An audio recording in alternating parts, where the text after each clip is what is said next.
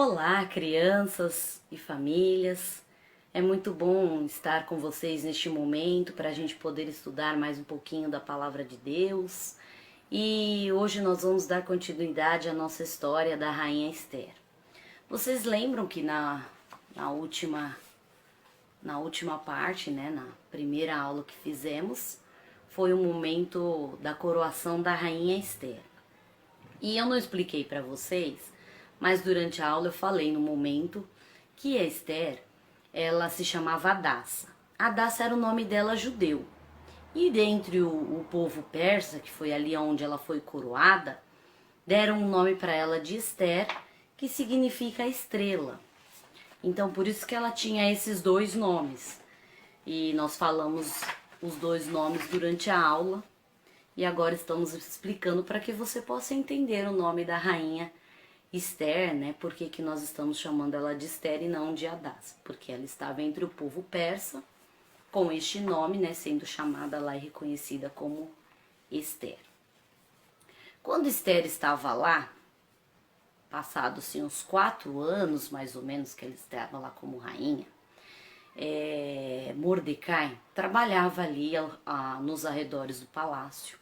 E ele ajudava a cuidar das coisas do rei, do reino, de todo mundo ali. Estava sempre ali também buscando notícias da sua sobrinha. E certo dia, quando ele estava perto do palácio, ele ouviu duas pessoas, dois guardas do rei, que estavam ali fazendo um plano muito ruim. Eles estavam ali tentando planejar matar o rei. Esse era o plano deles. E eles não perceberam que tinha uma pessoa que ouviu tudo que eles planejaram, que foi Mordecai. E Mordecai, ele não achou justo guardar todo esse segredo, porque era uma coisa contra o rei, né? Eles queriam matar o rei. E antes que isso viesse a acontecer, ele escreveu uma mensagem e mandou para Esther, para que Esther pudesse contar para o rei o que estava acontecendo e alguém pudesse impedir tudo aquilo. E ele mandou entregar então a mensagem para Esther. Quando a mensagem chegou lá em Esther, ela prontamente contou para o rei que Mordecai havia escutado que os guardas estavam planejando matá-lo. O rei mandou prender os guardas e aqueles guardas foram investigados se realmente eles iam fazer isso e descobriram que era verdade. E o rei mandou enforcar aqueles homens, eles morreram. E o ato de atitude, né, de Mordecai, de mandar um recado para o rei em defesa do rei, ficou registrado no livro das Crônicas dos Reis, onde aconteciam as coisas importantes e o que se fazia as pessoas que cometiam esse ato de bondade, né, em defender o rei. Só que escreveram lá e aquilo ficou esquecido. Aí passou um tempo, o rei decidiu então colocar lá uma pessoa, promover uma pessoa para ser importante ali junto com ele. E ele escolheu um homem chamado Amã. E Amã se tornou um dos homens mais importantes do reino. E ele gostava muito disso, porque ele já era um homem rico. E poder ser reconhecido pelo rei e pelo povo, para ele foi muito bom. E o rei ainda escreveu um decreto que todas as pessoas que vissem Amã quando ele passasse, tinham que se prostrar perante ele. Então Amã fazia questão de passar sempre ali diante do povo, só para as pessoas se prostrarem diante dele. E Mordecai não se prostrava diante de Amã. Ele ficava lá em pé, firme, só observando Amã passar. E ele não se prostrava. E aí as pessoas começaram a observar aquilo e se incomodaram. Como é que uma pessoa não cumpre o decreto do rei? É obrigado, né? E eles foram atrás de Mordecai. Por que você não se prostra? É uma ordem do rei, você tem que fazer isso. E durante a conversa eles descobriram que Mordecai não se prostrava porque ele era judeu. E na lei dos judeus, a pessoa só poderia se prostrar diante de Deus e de nenhum homem não poderia se prostrar. Então, Mordecai decidiu ser fiel a Deus e não aos homens, por isso que ele não se prostrava. Mesmo assim, as pessoas ficaram ali com raiva, incomodadas com aquilo e contaram para Amã. Olha, Amã, você é o homem mais importante, mas tem uma pessoa aí que não se prostra diante de você. E é o homem lá, o Mordecai. E nós descobrimos que ele não se prostra porque ele é judeu. E tem o povo dele que está aqui também. E aí Mordecai tinha decidido ser fiel e não se prostrava mesmo. E Amã, quando ouviu isso, antes ele nem se importava com Mordecai, ele não sabia nem quem era Mordecai. Mas depois que os homens falaram aquilo para ele, ele passou a observar. E ele viu que realmente Mordecai não se prostrava diante dele. E aquilo começou a incomodar ele. Como é que uma pessoa não se prostra diante de mim? Eu sou o homem mais importante. Ele tem que se prostrar. E Mordecai continuava firme e não se prostrava diante dele. E aí Amã decidiu que ele ia fazer algo, não só contra Mordecai, mas contra todo o povo dele. Ah, então é assim? Eu vou fazer uma coisa. E aí ele combinou e conversou com o rei. Olha, tem um povo lá que não obedece às nossas leis. E eu queria mandar matá-los. O que o senhor acha?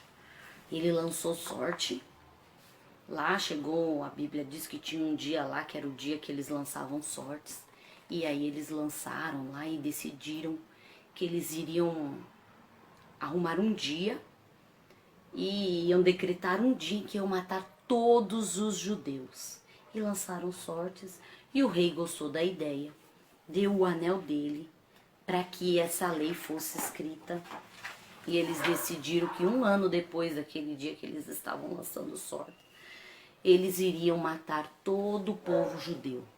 E escreveram um decreto e publicaram e saíram lá falando para todo o povo que os judeus seriam mortos e que quem ajudasse a matar os judeus também ia ganhar dinheiro por praticar este ato.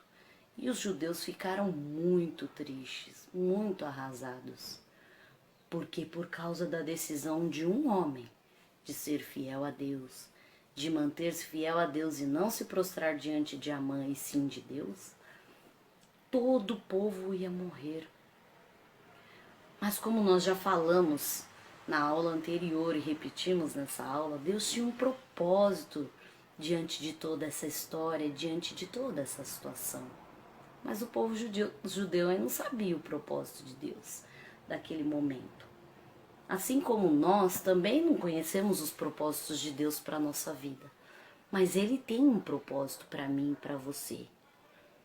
E uma das coisas que Deus quer de nós, principalmente você e eu que já temos o Senhor Jesus no nosso coração, é que nós possamos agir como Mordecai e permanecer fiéis a Deus em toda e qualquer situação, não pecando, sendo obediente, procurando fazer as coisas certas, mesmo que pareça, né, que aquilo é certo, mas se não agrada a Deus, nós não devemos fazer. Nós devemos permanecer fiéis a Deus. E você que ainda não tem o Senhor Jesus no seu coração, o principal propósito de Deus para a sua vida foi dar o Senhor Jesus para morrer na cruz pelo seu pecado, pelo meu pecado. Ele morreu por nós. E a Bíblia diz que o nosso Deus, o nosso Senhor Jesus, ele não ficou morto.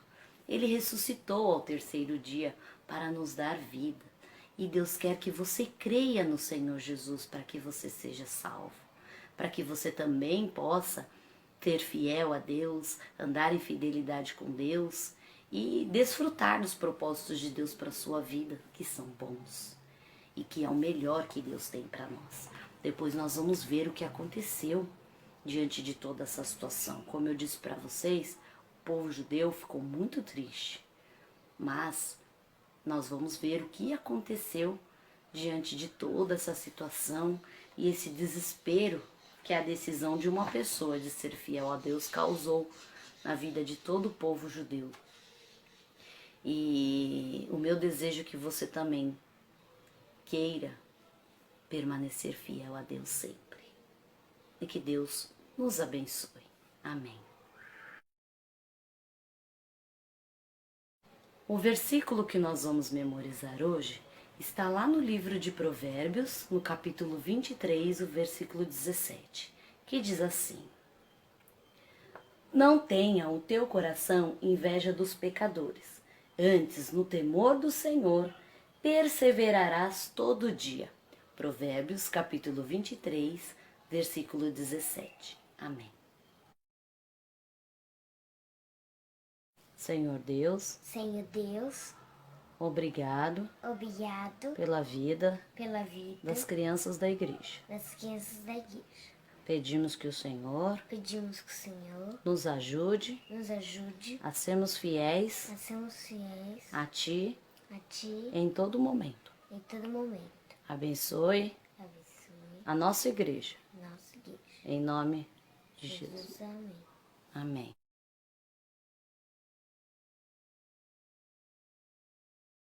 Perto, perto de Deus eu quero andar. Perto, perto de Deus eu quero andar. Perto, perto de Deus eu quero andar. Quero ser parecido com Jesus. Mentirinhas, não, não, não. Minha boca já tem dono. Feio também não, é de Deus meu coração. Perto, perto de Deus eu quero andar. Perto, perto de Deus eu quero andar. Perto, perto de Deus eu quero andar. Quero ser